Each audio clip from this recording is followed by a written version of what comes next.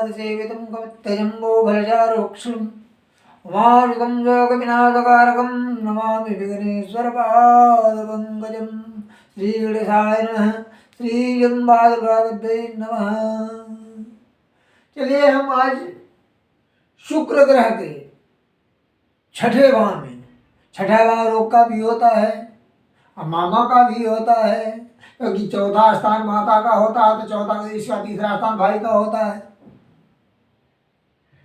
तो शुक्र जो है छठे स्थान में है, तो इसके बारे में हम बताएंगे शुक्र छठे भाव में होकर क्या फल करता है और पाप प्रभाव में आकर क्या अशुभ फल करता है। पहले आइए जानते हैं इस वीडियो के माध्यम से कि शुक्र ग्रह छठे भाव में आकर क्या अशुभ फल करता है, इसको बताते हैं हम आपको इस वीडियो के माध्यम से। कहते हैं कि शुक्र यदि छठे भाव में है जो है तो वह चतुर अद्भुत चमत्कार युक्त पंडित होता है।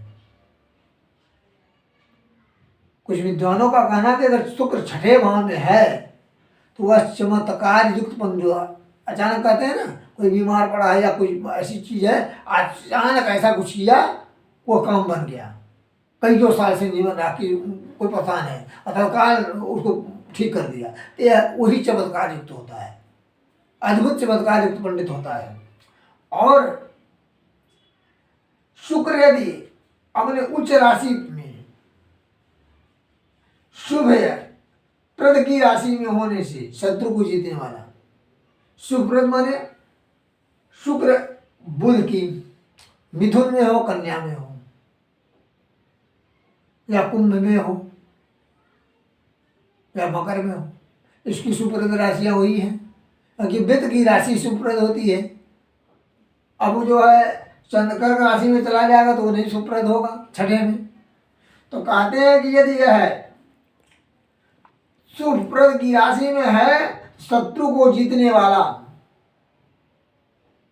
शत्रु का कुछ नुकसान नहीं कर सकते हैं। और इनके मत से खष्टस्थ मान छठे भाव में शुक्र सर्वदा शुभप्रद होता है। और यदि इसी शुक्र यहाँ नीच का भी है, तो यदि जितना यह निर्बल होगा पाप ग्रहों का प्रभाव हो उतना ही ठीक होगा।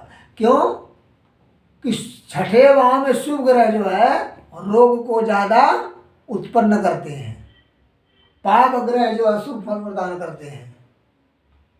अब शुक्र यहाँ है नीच राशि का, अब यहाँ से 1 2 3 4 5 6 7, तो यहाँ मंगल हो गया, यहाँ मंगल हो गया, शनि हो गया और राहु हो गया, क्षीण चंद्रमा हो गया, क्षीण चंद्र हो गया। तो इन ग्रहों का प्रभाव पड़ जाता है।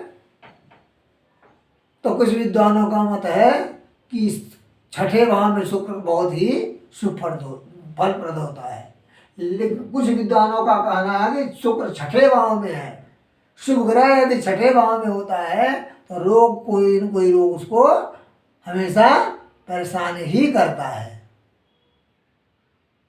यह जो है अलग अलग विद्वानों का मत है। इस तरह अगर शुक्र जितना ही